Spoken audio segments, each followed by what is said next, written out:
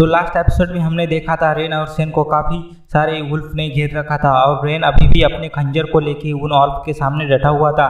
फिर तभी वो वुल्फ रेन पर एक साथ ही अटैक कर देती है और रेन भी बहुत बहादुरी से लड़ता है, लेकिन उसके एक हाथ न होने से ऑल्फ रेन के ऊपर एक झपट्टा मार देता है। तभी हम देखते हैं रेन को वो वुल्फ अपने हाथ से दबाने लगता है और ये सारा नज़ारा सेन भी देख रहा था, लेकिन वो कुछ नहीं कर सकता था। लेकिन तभी वो वुल्फ रेन को खाने के लिए आगे बढ़ता है और उनमें से एक वुल्फ सेन की तरफ भी बढ़ने लगता है, जिसे देखकर सेन भी खड़े होने की कोशिश करने लगता है। तभी वो वुल्फ सेन को भी दबोच लेता है और वो वुल्फ सेन और रेन को खाने ही वाले होते हैं कि तभी पर मास्टर आकर उन वुल्फ को एक ही झटके में मार देते हैं और उन दोनों को बचा लेते हैं। तभी मास्टर की नज़र सेन पर जाती है और उसकी कंडीशन को देखकर मास्टर अपने हाथ से कुछ स्पेल कास्ट करने लगते हैं और उस स्पेल को सेन की बॉडी में डाल देते हैं। तभी सीन चेंज होता है, हमें दिखाया जाता है सभी लोग घर पहुंच गए हैं और सेन एक छोटे से पाउंड में नहा रहा था और उसके बगल में मास्टर और रेन दोनों बैठे हुए थे। और अब थोड़ी देर बाद सेन भी अपनी आंखें खोल लेता है। तभी मास्टर सेन से कहता है तुम पानी में रहो क्योंकि इस पानी से तुम्हारी पेन और इंजरी दोनों ठीक हो जाएगी। तभी वो मास्टर से पूछता है मास्टर क्या आप मुझे बताएंगे मुझे क्या हुआ है, जिस पर मास्टर पूछते हैं क्या तुम्हें पहले की सारी बातें याद है, जिस पर सेन कहता है हाँ मास्टर मुझे सारी बातें याद है, लेकिन कभी कभी वो सारी चीज़ें मुझे धुंधली धुंधली दिखाई पड़ती है। जिस पर मास्टर कहते हैं सेन तुम्हारे बॉडी के 9 मेरिडियंस टूट चुके हैं, वो भी अलग अलग पार्ट से।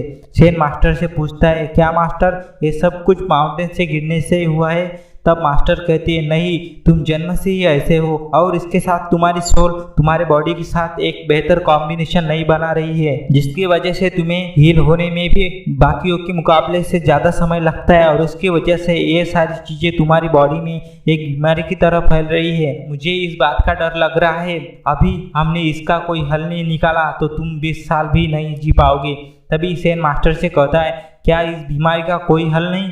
पर मास्टर कहते हैं तुम बस अभी के लिए आराम करो। तभी सेन कहता है मास्टर जब मैं डाउलॉन्ग की किताबों को पढ़ रहा था तब मैंने एक लाइन पढ़ी जिसमें ये लिखा था अगर हम चाहें तो ह्यूमन के खिलाफ जाके अपने भाग्य को बदल सकते हैं। मास्टर सेन से कहते लेकिन आज तक सिर्फ 3 ही लोग इसमें सफल हो पाए हैं। सेन कहता है मास्टर मैं भी अभी से कैपिटल में जाऊंगा और अपनी डेस्टिनी की तलाश करूंगा।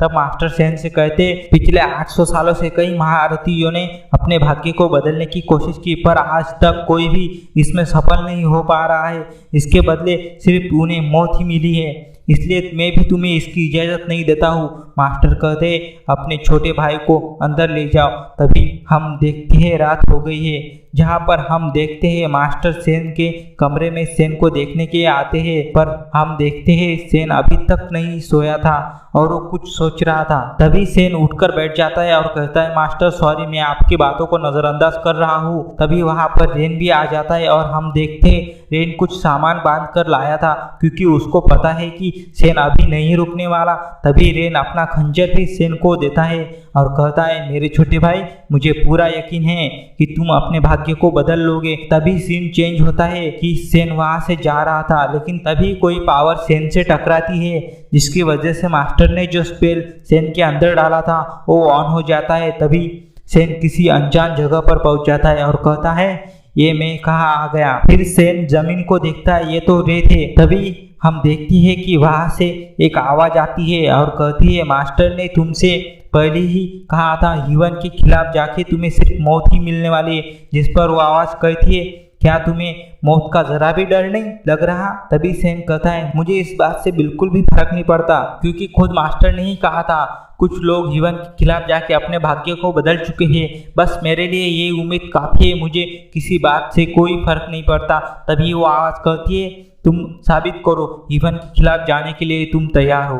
तभी हम देखते हैं कि जमीन से एक बहुत बड़ा दरवाज़ा निकलता है जिसमें से बहुत सारी एनर्जी निकल रही थी। तभी वो आवाज़ कहती है मास्टर ने अर्थ और ह्यूमन के बारे में बहुत कुछ पढ़ा है जो कि है डीमन वर्ल्ड की डार्क पावर जो तुम्हारे सफ़र को बहुत मुश्किल बना देंगी।